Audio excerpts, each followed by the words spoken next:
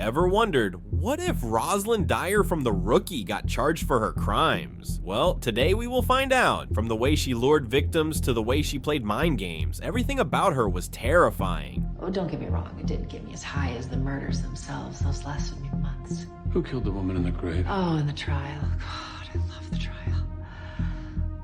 Cops are jaded. You really have to work to see the shock behind the wall they put up, but the jury, oof. Oh, and the families. I ate their pain like a 5-star meal.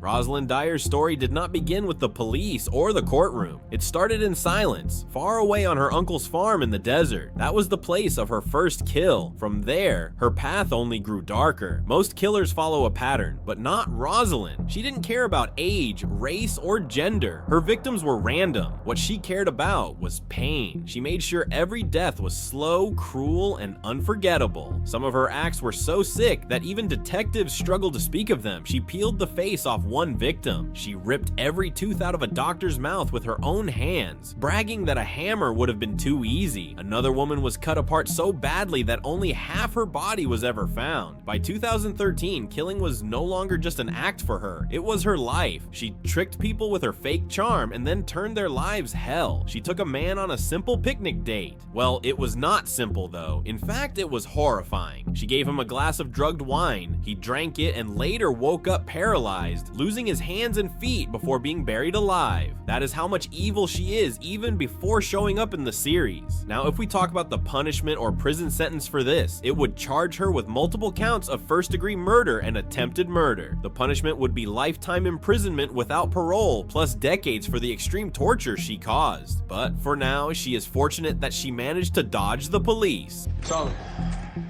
Hey, Bradford. This your mess? Yeah, for now. You good?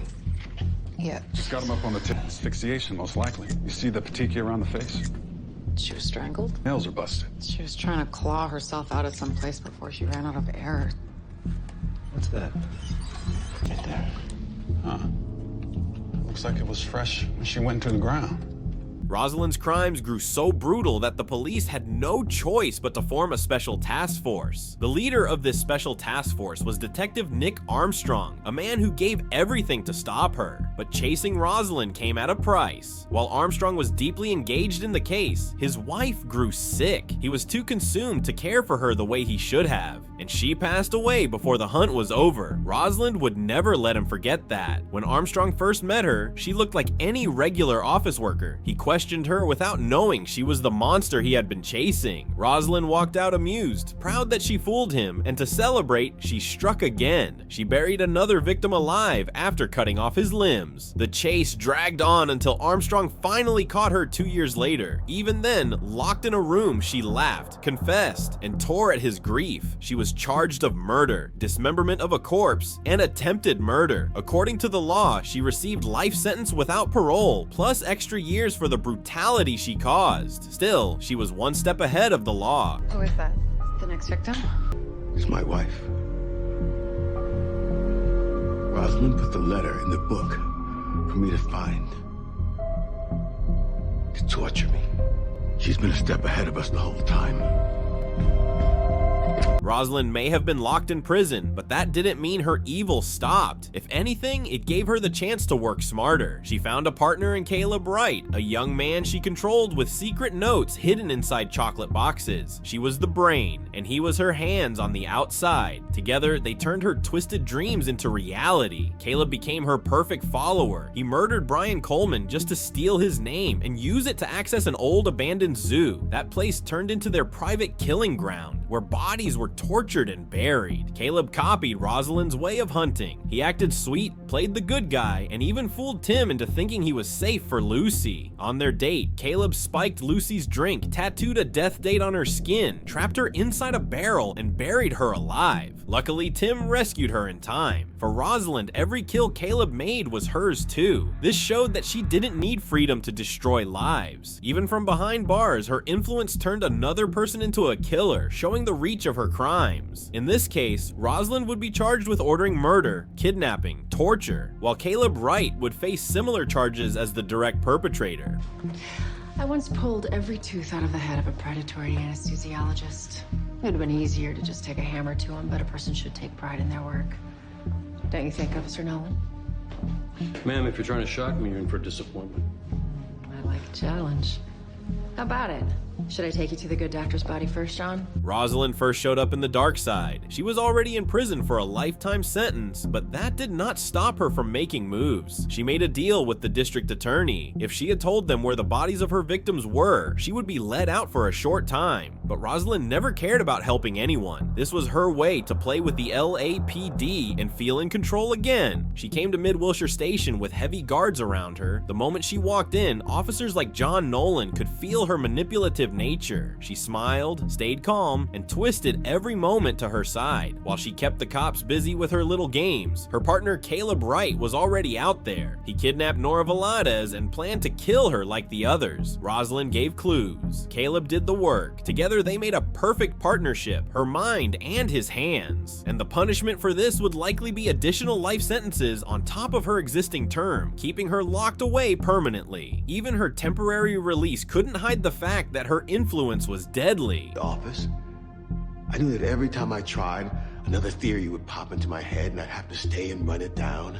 Every time I had a few days off, another body would pop up, and how could I walk away with all these grieving families? No! Nolan! Don't let me off that easy, don't! I wasn't there! The day she died,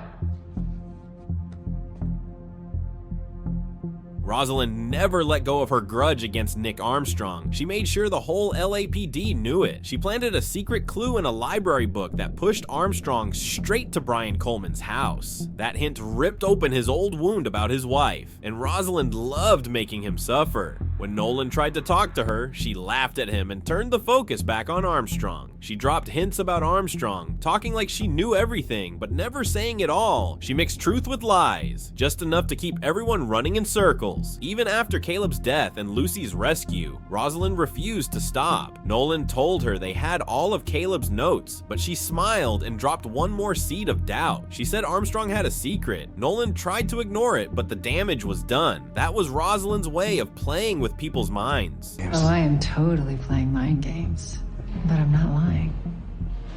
Stars shining bright above you. Night breezes seem to whisper, I love you.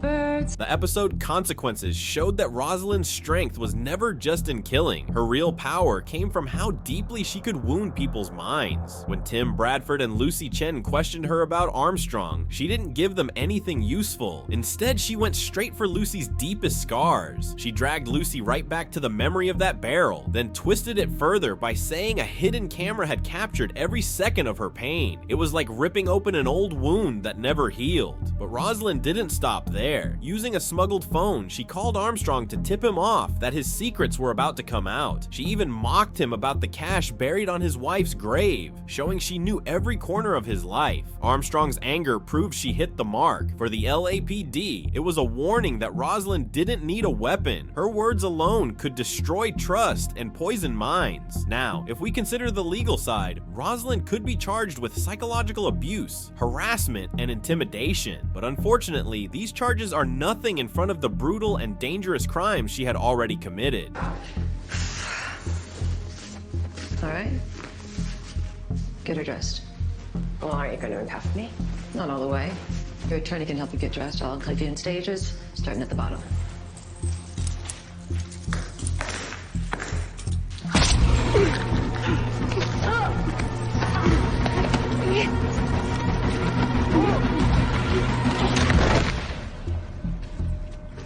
Rosalind made her boldest moves in Double Down and The Choice. She was supposed to face trial for Caleb Wright's crimes, but instead she turned the system inside out. Her attorney, Beth Veston, had fallen under her spell. Rosalind used that weakness until Beth was ready to kill for her. Beth stabbed Deputy Megan Suriel, took her uniform, and staged a fiery escape. With police searching in the wrong direction, Beth smuggled Rosalind out. Rosalind's response showed her cruelty. She murdered Beth's parents, giving her the twisted gift Beth once wished for. Rosalind then went after Lucy again. She kidnapped Chris Sanford, slit his wrists, and left him bleeding in Lucy's own apartment. Chris lived, but the message was clear that Rosalind would always strike where it hurt most. Her last act came in the choice. This time, the target was Bailey Noon, locked inside a water tank wired with bombs and electricity. Rosalind forced Nolan to obey her every order, breaking him piece by piece. At the end, she gave him the cruelest decision: kill her or let Bailey die. Nolan chose to be arrested, but Rosalind never made it back. A sniper who was Rosalind's former associate shot a bullet that ended her game for good. But if Rosalind Dyer had not been shot, her fate would have been sealed inside a courtroom. With 7 confirmed murders, several attempted murders, and countless acts of manipulation she did, the prosecution would have had more than enough to push for the death penalty. At the very least, she would have faced multiple life sentences without the chance of parole. In truth, her death came quicker than the slow punishment the system would have given her. One thing is sure, that no prison sentence could ever match the chaos Rosalind left behind. We'll be back soon with another amazing video, so stay tuned and subscribe to our channel.